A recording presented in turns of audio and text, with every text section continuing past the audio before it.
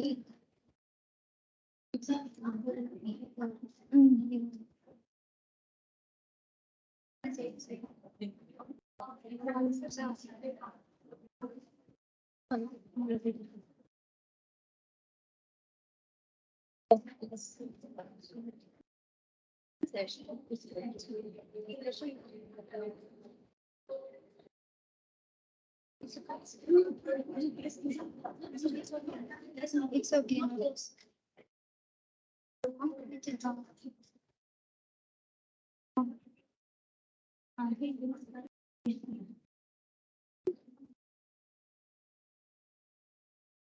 Om Shri Sairam. Good morning to one and all present over here. My talk is going to help you to identify intervals, segments of the ECG and to understand the basic conceptual significance of abnormal intervals, and also to recognize normal waveforms and to know what physiological event each represents.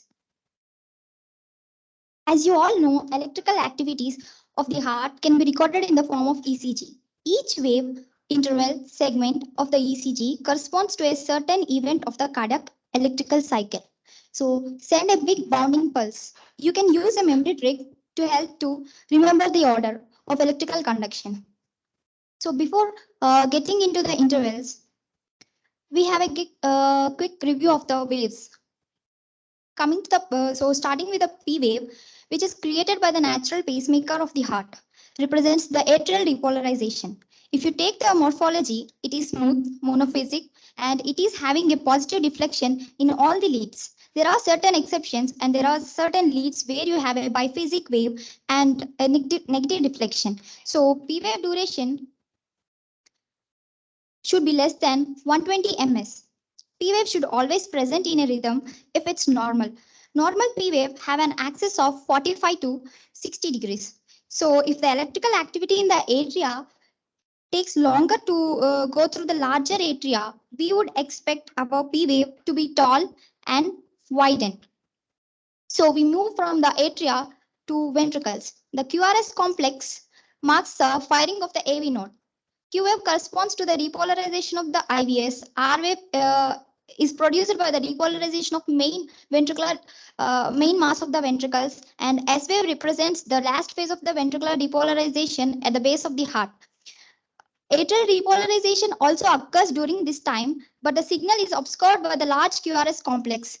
So QRS complex is normally less than 120 ms in duration. If it is lengthened, it implies that we are seeing interventricular conduction delay. That would be like LBBB, RBBB.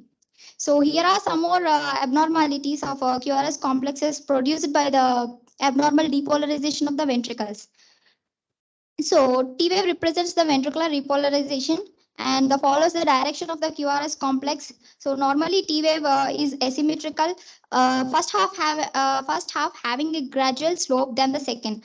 Rarely exceeds 10 mm in the precordial leads. So abnormal T waves are symmetrical, tall, peaked, biphasic, or inverted. UF represents the repolarization of the Purkinje fibers, and UFs are small, round, symmetrical, and positive in lead 2 with amplitude less than 2 mm. So prominent UFs are seen at the slower heart rate. So, and the prominent UFs can be a sign of hypokalemia, hypothyroidism, hypertension, and heart diseases. So coming to the intervals, first thing one should know is the difference between the intervals and segments. Segment means typically is an area which is between two waves of an ECG.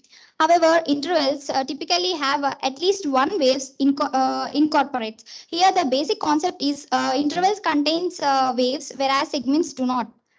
So coming to the PR interval, it is the time from the onset of the P wave to the start of the QRS complex. I do want to remind you, it is called PR interval. P for P wave and R for R, but it ends at the beginning of the QRS complex rather than the beginning of the R wave.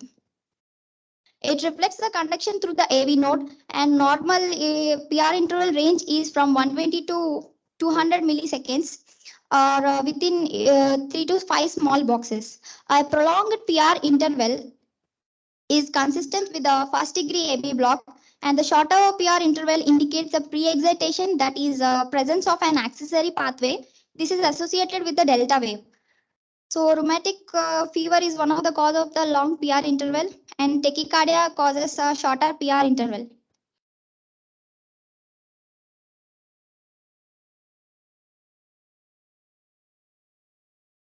So PR segment reflects the time delay between the atrial and ventricular activation. PR segment also serves as a baseline of the ECG. Elevation or a depression of PR segments indicates atrial ischemia. This finding has increased risk for the development of AV block, SV arrhythmias, and cardiac free wall rupture. So before going to ST segment, we need to have a clear-cut knowledge about the J point. J point represents approximate end of the ventricular depolarization and start of repolarization. It's not always isoelectric. J point elevation is normally seen in young and healthy persons. Prior to J point, if you see if you see a small wave, this is called a J wave, also referred as Osborn wave. Osborn wave is seen in a condition of hypothermia. Sometimes it may be seen in hypercalcemia, maybe in hypertension also. So the ST segment represents completion of ventricular depolarization and ventricular repolarization. This segment should be flat with no depression or elevation, representing the resting of the heart cells. So any deviation from the normal isoelectric section indicates the ischemia or infarction. Here is the mnemonic which helps you to remember the causes of ST elevation.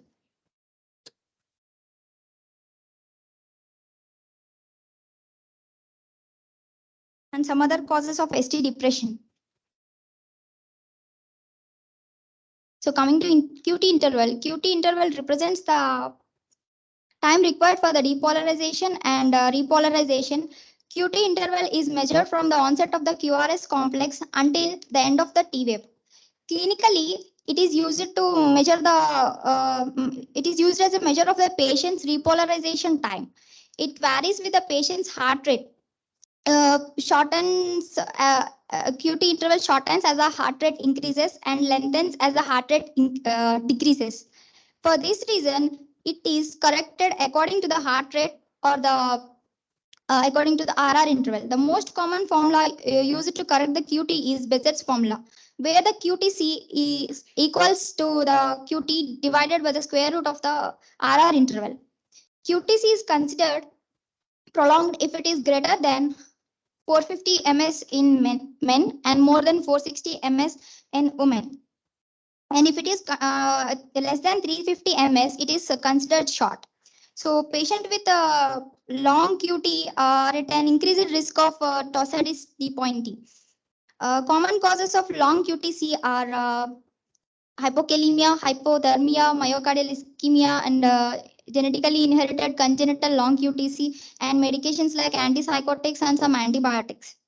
So one way to quickly eyeball whether the QT is prolonged or not is to look at it and compare it to the RR interval. If the QT seems less than half of the RR, it is likely normal. If the QT extends past the halfway mark of the RR, it may be prolonged. So PP interval is the interval between two consecutive P waves, and it is due to the atrial depolarization. We can calculate the atrial rate from the PP interval.